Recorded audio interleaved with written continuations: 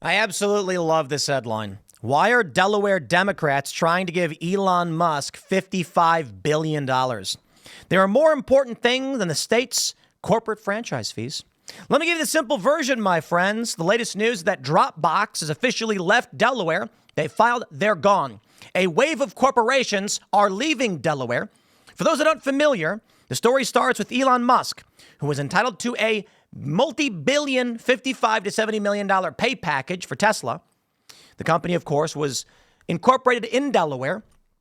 Elon hit certain milestones. He was supposed to get paid out. It got blocked. A judge said, you know what? I've decided your pay package, no good. You can't have it. So Tesla said, let's ask the shareholders once again. Should Elon get his pay package? And now enters little old me. So I get a notification that I need to vote on this because I am a Tesla shareholder, an itty bitty one, not the biggest. And they said, do you think Elon should get paid? And I said, of course he should. He's leading this company to success. He should make the money off of it. Now, I know Tesla stock is down, but I'm still way up because I bought Tesla when it was like 100 and something, and then it skyrocketed. Now we're seeing a major correction. Whatever. The point is, Elon as the CEO has built a successful company, and I want to make sure he gets paid, so he continues to do this. When Delaware blocked him, they put my money at risk. This scumbag judge. So Elon says, we're out. We're going to reincorporate in Texas. All of a sudden, tons of companies panicked. One progressive Democrat judge denying Elon Musk for stupid, psychotic reasons twice. And major companies said, we can't be here. If one little old judge can destroy our company with the flick of a pen, we are screwed. They started jumping ship. Now the state is in free fall and they're in sheer panic. And the reporting is Democrats are trying to jump in to restore his pay, but it is too late. The breaking news, of course, Dropbox has completed its reincorporation from Delaware to Nevada. And we are seeing now Walmart is preparing to leave Delaware. Oh, it feels so good to watch these people get some comeuppance. We're winning. Now, what are they resorting to? I don't know. They're setting fire to Tesla vehicles, shooting at them with guns and threatening the life of Elon. When I look at all this stuff, it makes me worried because Trump, Elon, all of us, we're winning at the administrative level. So these far leftists are resorting to violence. I believe as we get more stories like this, they're going to continue. Let's grab the story. But before we do, my friends, head over to castbrew.com. Take a search. Grab yourself some Misty Mountains. Look at that. $12.99 a bag. Costa Rican blend. We do have a bunch of others, of course. Appalachian Nights is everybody's favorite. And become a premium member of Rumble. Use promo code TIM10. Check out our Green Room podcast, Monday through Friday, behind the scenes, uncensored conversations. Here's the story from prospect.org.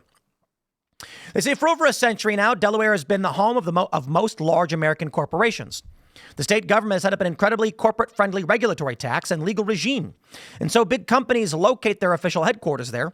Many trusts and on-paper shell corporations are Delaware-based as well for the same reason.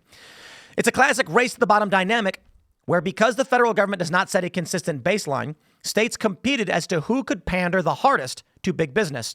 And Delaware hit bottom first. Most Fortune 500 companies locate there, and in return, the state gets about a third of its budget from corporate franchise fees and taxes. But Delaware's incorporation laws also provide some rights to shareholders. While shareholders have extremely limited ability to sue over the business judgment of corporate managers, corporations must prioritize them and treat them fairly. Due to these precedents, Elon Musk has been losing repeatedly in Delaware Chancery Court over a proposed pay package for himself worth an estimated $55 billion. Musk responded by moving Tesla's headquarters. Let's talk about what actually happened that they're covering up. It was apparently like one dude with a handful of shares, literally like 10 shares, who sued, and a judge sided in this guy's favor, blocking the pay package. So in response, Tesla held another vote and said, you, the shareholders, what do you think? And overwhelmingly, they said, give the man his money. Twice now. And then the judge came in again and said, no. Now, hold on there a minute. If the shareholders vote to give Elon his money, how could the judge block it twice? And why don't they point that out? They're trying to make it seem like like the shareholders of Tesla were mad at Elon and didn't want him to do this. No, it's one crackpot judge. They say as a result, legislators from both parties, in short, panicked. As CNBC reported, Musk's own lawyers drew up a sweeping reform into state law that would weaken protections and powers for small investors. Delaware state government, which is fully controlled by Democrats, fears the prospect of Trump leading a stampede of businesses out of the state and is reportedly supporting the bill. A ruling earlier this month in a case involving TripAdvisor's move to Nevada would make it easier for companies to leave Delaware and added fuel to the possibility. Clearly, Democrats want to head off a massive hole developing in the state budget and so are poised to give corporate America whatever they want. But should this pass, it will be an astounding betrayal, not just of the U.S., but of Delaware itself. Cry more about it. Cry more. If a company is based in Delaware and they say, bye-bye, we out, you can't do anything about it. So cry more. This is what it's supposed to be. We got all these different states and they can operate how they want. This is why I've been ragging on West Virginia over their Uber laws. West Virginia is telling us right now that our freelance reporter, we have no idea when he works. We have no idea where he's going to be.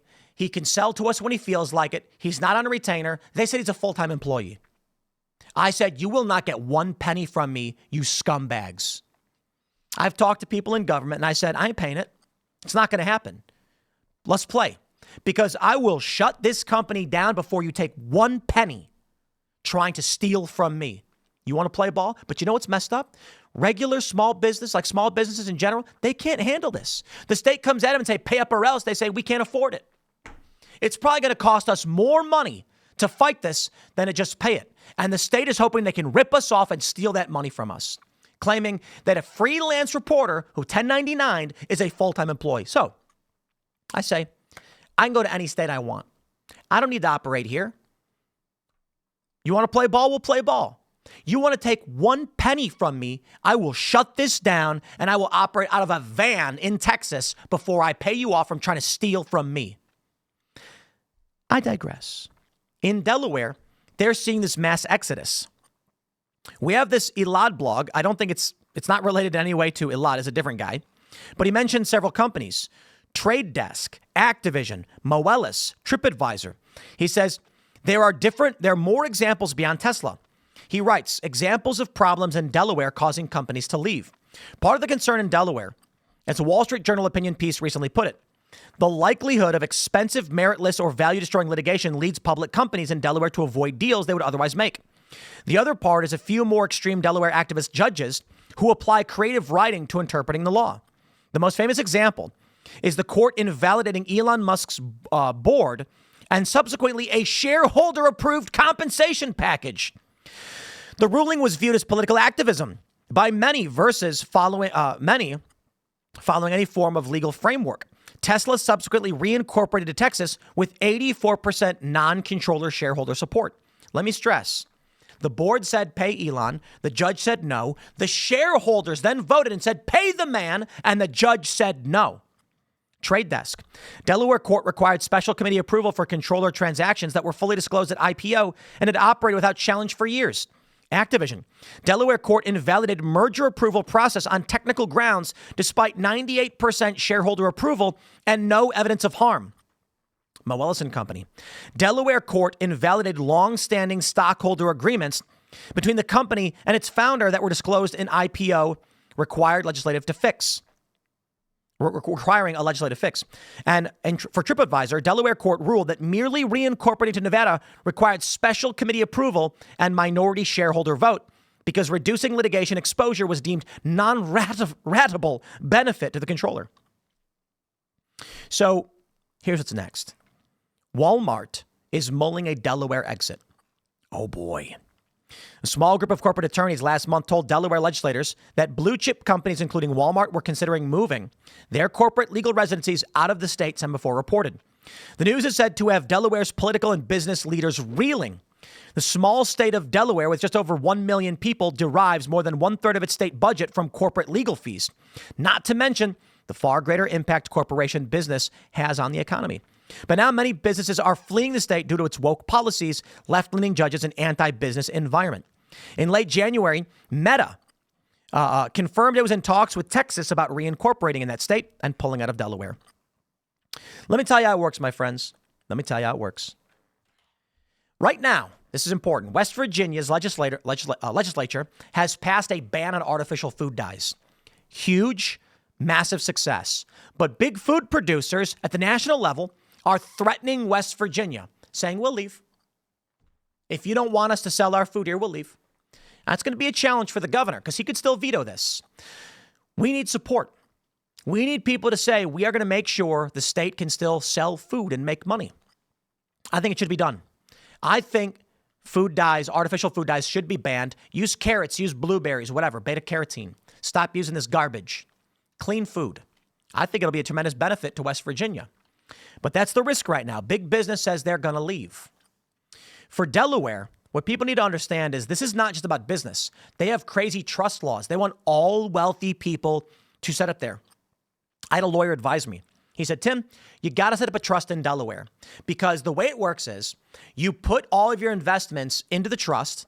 And I don't know how it works. We didn't do it. I think it's scummy. And I'm glad we did because now look what's going on. The way it works is when a trust makes money, there's no taxes to be paid because it's not a legal person entity. So I could be wrong about this, but I think the general idea was you put a bunch of money in the trust then invests in various stocks or whatever. The value goes up. There's no taxes to be paid because there's no income gained by anybody and no capital gains. Then when you pull money out of the trust, you pay tax on it. So in the long run, no taxes are being paid and you can make money. It's $5,000 a year, whatever, for the special trust system. And Delaware does it to shield wealthy people from having to pay taxes through normal operations. Delaware is a scumbag state, and that's just the way it is. But I tell you this, competition is the name of the game, and that's the way it should be. When they decided to play this game, this is the repercussions, this is what you're going to get. So I say this.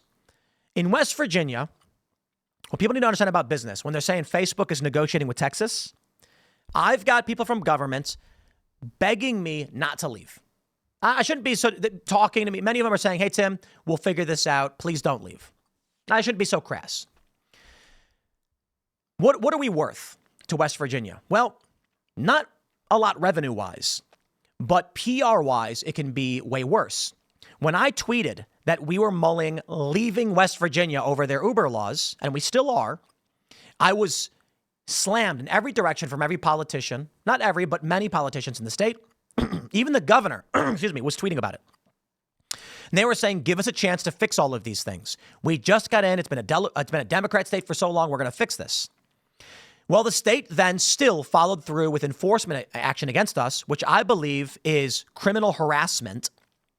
Maybe I'm exaggerating, but it's harassment, claiming that a dude who lives in New York, who periodically pitches to us video he has that we can buy, is a full-time employee and we owe back taxes and interest, is them just trying to steal money from us. So if you want to play that game, we will move this company out. Now, the risk to the state is the PR damage. If I make that move, and even by complaining about it now, there's going to be big companies that are like, I don't know if we should operate in West Virginia because look what's going on with Timcast. Now, we don't generate nearly as much money as a large food producer, but we generate probably the largest amount of attention. I mean, I got to be honest. We might generate the most amount of national attention for the state. It's kind of weird. I mean, obviously, you've got politicians. I mean, like as a media entity, how many other big podcasts in the country, how many other top 30 podcasts are headquartered in West Virginia? Maybe there's a few. I don't know. But we're one of the biggest. So when I say the state's screwing us over and trying to steal from us, people say, I'm not going to go there. And a lot of people had moved to the state because we saw opportunity here. Now, I trust and respect the governor. I've met him personally before he was governor, so hopefully they do the right thing. I don't want any special treatment. But understand this about Delaware, about West Virginia. When you're a big company, you are talking directly with the state. You are talking directly with the leadership. Why? For the county that we are in, we do generate a lot of money. And we're probably one of the biggest taxpayers, not the biggest, because we're not that big, but we're big. And so the county loves that we're here. The state does love that we're here, but let's be real, we're not, we make a lot of money, but we're not like the biggest company in West Virginia or anything like that. The PR issue is massive, and they don't want people ditching the state or freaking out over these laws. So what ends up happening is politicians contact me and say, what can we do? And my response to all of them is, I don't want favors and I don't want special treatment. You fix the law. Otherwise, we're finding somewhere else to go. Now, we do love the artificial dye ban in foods. And that is good reason to stay. We can fight through these laws. We can challenge the state over falsely coming after us for back taxes. And that is scumbaggery to the highest extent. But maybe we leave. Maybe we leave. The Democrats in Delaware are feeling that pain. The only reason I feel bad in West Virginia is the Democrats have been defeated. It's now a supermajority state. But a lot of these Republicans are still acting like Democrats. The artificial food dye ban is huge and shows the state's moving in the right direction.